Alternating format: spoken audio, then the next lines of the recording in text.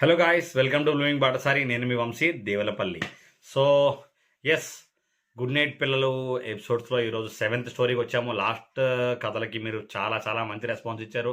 Very good, keep supporting me. And yes, ఇంకా ఇంకా మంచి కథలు మీ ముందుకు వస్తాను. అండ్ చాలామంది అడుగుతున్నారు, మీరు ఈ కథలు ఎక్కడి నుంచి చెప్తున్నారన్నా, మీరు ఓన్గా రాస్తున్నారని. కాదండి, నేను కూడా చిన్నప్పటి నుంచి ఎక్కడో చదివినవే. మన చిన్నతనంలో చాలా కథల పుస్తకాలు అవి ఉంటూ ఉండేవి, సండే బుక్స్లోని. లేకపోతే రైల్వే స్టేషన్కి వెళ్ళినప్పుడు మన అమ్మ నాన్న బుక్స్ ఇస్తే అవి తీసి చదవడం లాంటివి చేస్తూ ఉండేవాళ్ళని. అలాంటి కథల పుస్తకాల్లో నాకు గుర్తున్న కథలు మీతో నేను షేర్ చేయడం జరుగుతుంది. ఓకేనా? సో ఎస్, ఈరోజు కథ పేరు ఏంటంటే అభిమానం అవధులు దాటితే. అభిమానం అంటే ఏంటో తెలుసుగా, ఫేవరెటిజం. మనకి చాలా ఇష్టాలు ఉంటాయి, అవి మితిమీరితే ఏమవుతుంది? ఒకవేళ మన ఇష్టాలు మన కంట్రోల్ దాటితే ఏమవుతుంది? ఎస్, ఈ కథలో అదేంటో తెలుసుకుందాం. ఓకేనా? సో మనందరికీ తెలుసుగా, మనందరికీ ఫస్ట్ ఆఫ్ ఆల్ బాగా ఇష్టమైన హీరో హీరోయిన్స్ అని కొంతమంది ఉంటారు. బికాస్ ఈరోజు యాక్టింగ్ చేసే ప్రొఫెషన్లో ఉన్న హీరోస్ హీరోయిన్స్ అలాగే రకరకాల యాక్టర్స్ ఎవరైనా కావచ్చు, వాళ్ళు మనలో చాలామందికి ఇన్స్పిరేషన్గా ఉంటున్నారు. వాళ్ళు because of their style of acting అవ్వచ్చు, దేర్ యాటిట్యూడ్ అవ్వచ్చు, లేకపోతే వాళ్ళు చేసే హెల్పింగ్ నేచర్ అవ్వచ్చు, రకరకాల విషయాలకి మనం వాళ్ళకి ఫ్యాన్ అయిపోతున్నాం. సో ఆ ఫేవరెటిజం ఎక్కడి వరకు ఉండాలి? వాళ్ళ సినిమాని చూసి అభినందించే వరకు, ఆనందించే వరకు, మనం ఆనందం పొందే వరకు ఉంటే it's well and good, very good. అక్కడి నుంచి మనం నేర్చుకుని మనం కూడా ఏమైనా 4 మంచి పనులు చేయగలిగితే ఇట్స్ ఎక్సలెంట్. కానీ ఆ అభిమానం అనుకోని వయసులో హద్దులు దాటితే ఎలా ఉంటుంది? ఎస్, ఒక పల్లెటూరులో ఒక కుర్రాడు ఉండేవాడు. ఆ అబ్బాయి పేరు రవి. అయితే ఆ అబ్బాయి ఒక హీరోకి చాలా పెద్ద ఫ్యాన్ అనమాట. అయితే సో కాల్డ్ హీరో ఎవరైతే ఉన్నారో ఆ హీరోని ఎలా అయినా చూడాలి అని పట్టుబట్టి ఒకరోజు తన ఇంట్లో తన తండ్రి బీరువా నుంచి కొంత డబ్బు తీసుకుని సిటీకి, హైదరాబాద్కి వెళ్ళిపోయాడు. ఇంట్లో ఎవరికి చెప్పకుండా తను సుమారు ఒక 14 ఏళ్ళు వయసు ఉంటుంది, 9th క్లాస్ చదువుతున్నాడు. తను హైదరాబాద్కి వెళ్ళిపోయాడు అనమాట. సో ఇంట్లో వాళ్ళు కంగారు పడుతున్నారు, ఎక్కడికి వెళ్ళాడో తెలియదు, ఏమయ్యాడో తెలియదు. హైదరాబాద్ రీచ్ అయ్యాడు.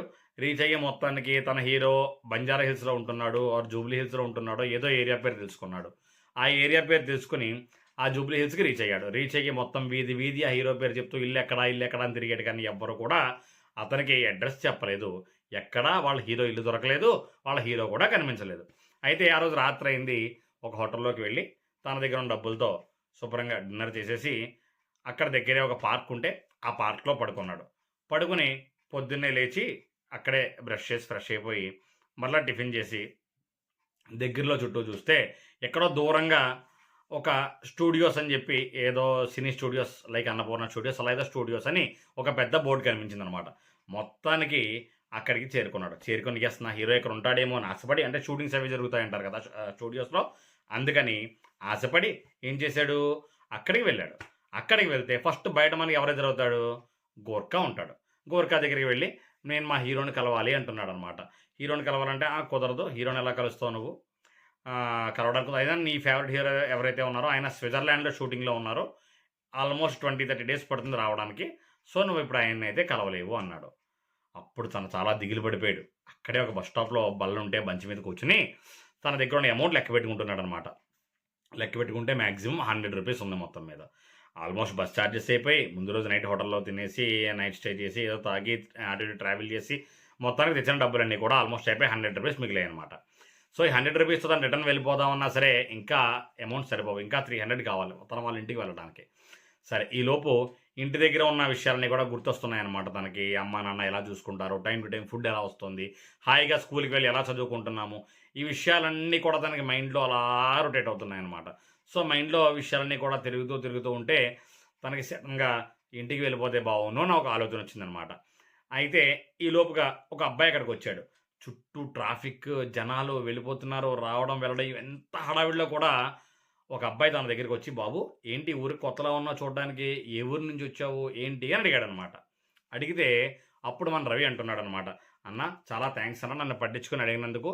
నేను ఇలా సో అండ్ సో ఊరి నుంచి వచ్చాను, హీరోని చూడడానికి వచ్చానని చెప్తే ఆ కుర్రాడు, అబ్బా నువ్వు 2 రోజులుగా ఈ సిటీలో ధైర్యంగా తిరుగుతున్నావంటే ధైర్యవంతుడమనే చెప్పాలి. ఇక్కడ భాషతో ఎలా మేనేజ్ చేస్తున్నావంటే, అన్న నేను 9th క్లాస్ చదువుతున్నానన్నా, నాకు ఇంగ్లీష్ హిందీ కొంచెం కొంచెం వచ్చు, సో పర్వాలేదు నేను మేనేజ్ చేసుకోగలుగుతున్నాను అని చెప్పాడనమాట. చెప్తే అప్పుడేమైంది, ఆ అబ్బాయి ఏమో సరే ఓకే బాధపడకు, నీవు ఇంటికి వెళ్ళడానికి కావాల్సిన డబ్బులు నేను ఇస్తానులే, అసలు నీ దగ్గర ఎంత ఉన్నాయో చెప్పంటే 100 రూపీస్ చూపించి నా దగ్గర 100 రూపీస్ ఉన్నాయని చెప్పాడు. ఓ ఇంకా 300 కావాలా, సరే రైట్ రా, అక్కడ ఏటీఎం ఉంది, ఏటీఎంలోకి వెళ్ళి తీసిస్తాను అమౌంట్ అని చెప్పాడనమాట. ఏటీఎం దగ్గరికి తీసుకెళ్ళాడు.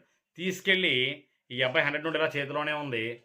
ఇలా ఇటు చూసేలోపు 100 నోటు లేదు, ఆ ఏటీఎంలో డబ్బులు ఇస్తానన్నా హెల్ప్ చేస్తానన్న అబ్బాయి లేడనమాట. ఇద్దరు మాయమైపోయారు.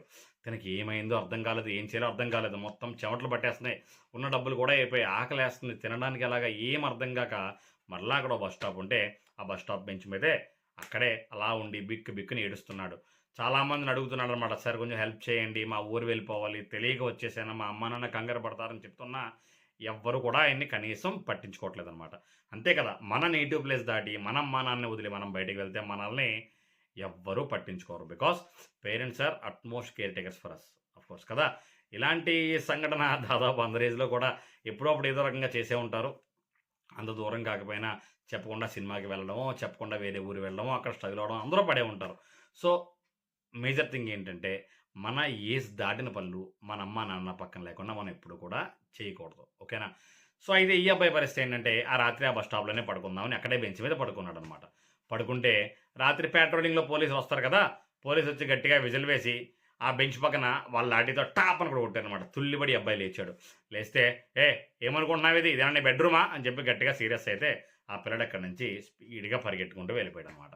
పరిగెట్టుకుంటూ వెళ్ళిపోయిన తర్వాత ఏమైందో తెలియదు, మొత్తానికి ఆ అబ్బాయి కాసేపు మత్తులోకి వెళ్ళిపోయాడు. తర్వాత సడన్గా కళ్ళు తెరిచి చూస్తే వాళ్ళ అమ్మ నాన్న ఉన్నారు.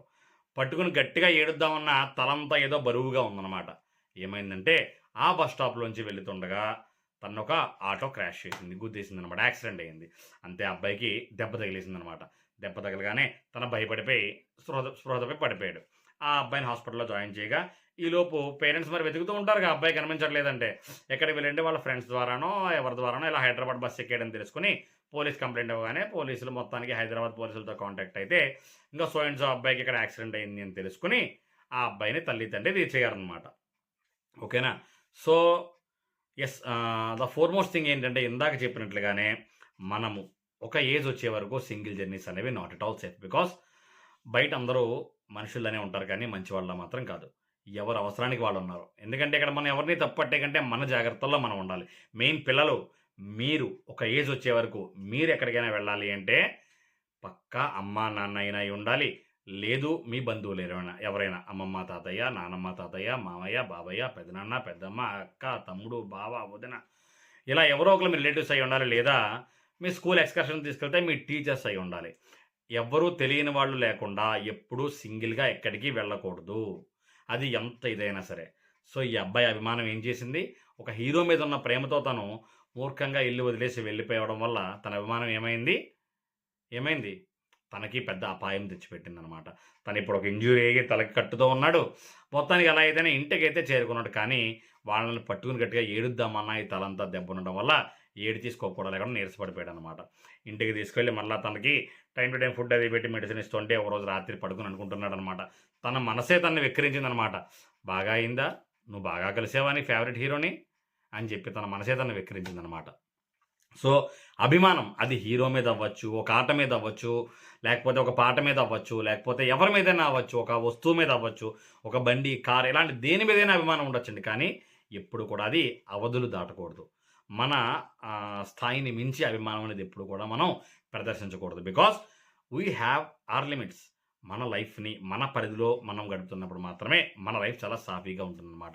ఇది పిల్లలే కాదు పెద్దలే కాదు ఎవరికైనా సరే చాలా సింక్ అయ్యే స్టోరీ. ఈవెన్ నాకు కూడా నేను ఈ కథ విన్నప్పుడు నేనే చాలాసార్లు ఈ స్టోరీలో ఉన్నట్టు కూడా ఊహించుకోవడం జరిగింది.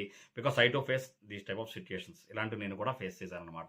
So please never ever go anywhere without any prior relative or without your parents. ఓకేనా.